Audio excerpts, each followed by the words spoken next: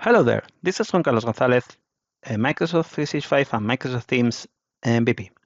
First of all, I hope all you are okay, and now let me introduce the topic for today's video. Today's video, I'm going to talk about Microsoft 365 Backup.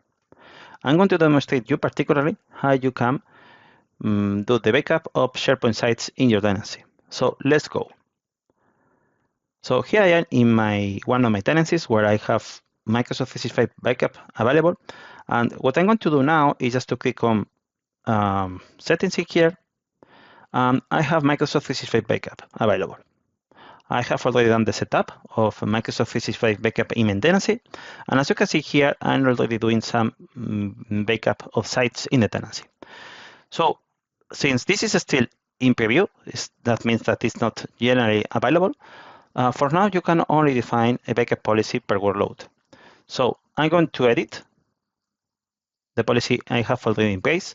And as you can see here, I have just a single SharePoint site that is included in the backup operations I have with Microsoft 365 Backup. I can see also the policy details. So it's including one site. The sites are backed up every 10 minutes and some retention considerations. Status is active, and once I'm doing the backup of sites, I have the possibility to restore sites, of course. So what I'm going to do is to click on Edit, and I'm going to click on Add Sites, so you can see actually how the user experience when creating the policy at the first time looks like. So in this case, I have the possibility to choose one or many sites I want to include in my backup. So I have the possibility to use either a CSV file where I can indicate all the files I wanted. Of course, there is a limit in the number of sites you can provide in the CSV file. I can simply specify sites that match specific filters, and then I have also the option to select sites individually. So if I select the second option and I click on Next, now I'm going to have the possibility to specify some filters such as the site name or the URL, always with the contains operator. Or I can also play with when was the last time the site was modified. And I can play with those periods of times, 7 days, 30 days, 3 months, or 6 months. And I can choose either to use one or both filters or all the filters. Once I'm ready, I can click on Next, and we are ready to go. So if I click on 3 months, then it's going to consider this filter, and it's okay.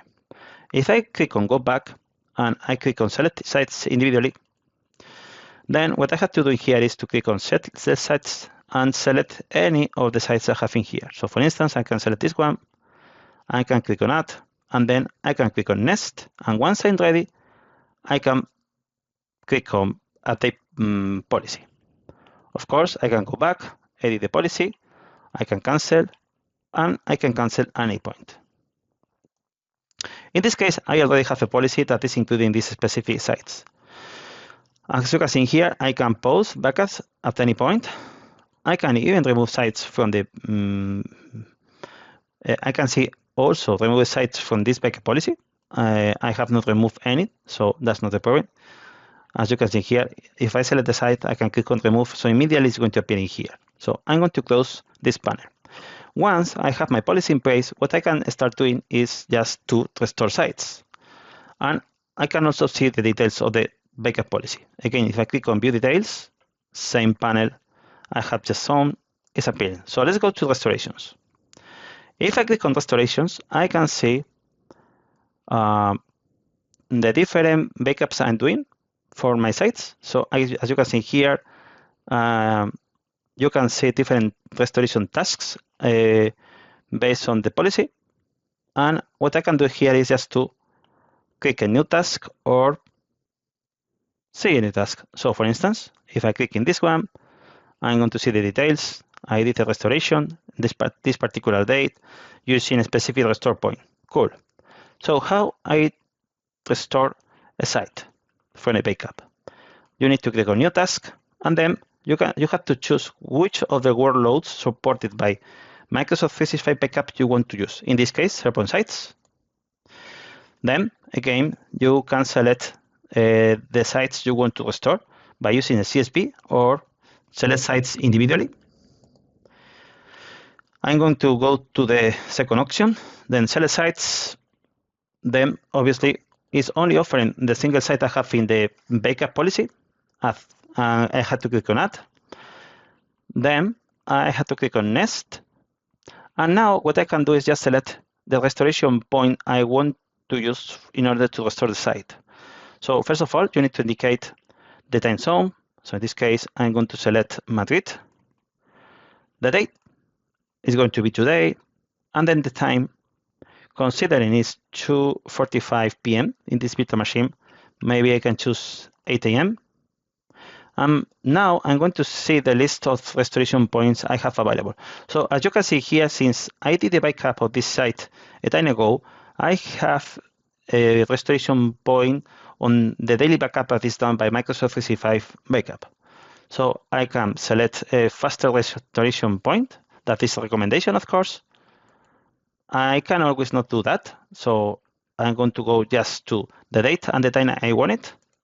Anyway, I'm going to select a restore point. Then I can click on Next. I can confirm restoration point. Click on Next. And now what you can do is just to select if you want to replace the site with the backups, or you want to create a new site from backups. I'm going to select the second option. I'm going to click on Next. And then I want to click on Restore Sites. Obviously, depending on the size of the site, this restoration operation is going to take a time. So I can click on Go to Restorations and wait until the job is completed. Either way, if I click on Other Restorations, I should see more information. I don't know what this is in blank. Maybe it's a kind of bug because Microsoft 365 backup is still in preview. I can go to the admin center. The SharePoint admin center, sorry, I can click on SharePoint and see if I have any of the sites restored. I'm not really sure. So let's click on SharePoint. There we go. Yes. Here, as you can see, I have my different sites restored from my test. And the restore operation, work pretty well. So this is the original site.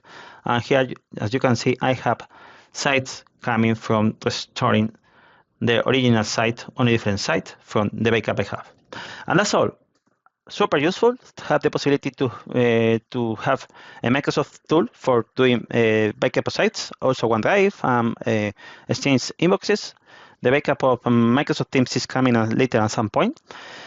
Since this is a preview feature and you can test it using an Azure subscription configured in the tenancy, I really recommend you to start testing it in order to see how it works, if it fits your needs, because remember, you cannot do granular backups. You can only do the backup at the site level. Same with OneDrive.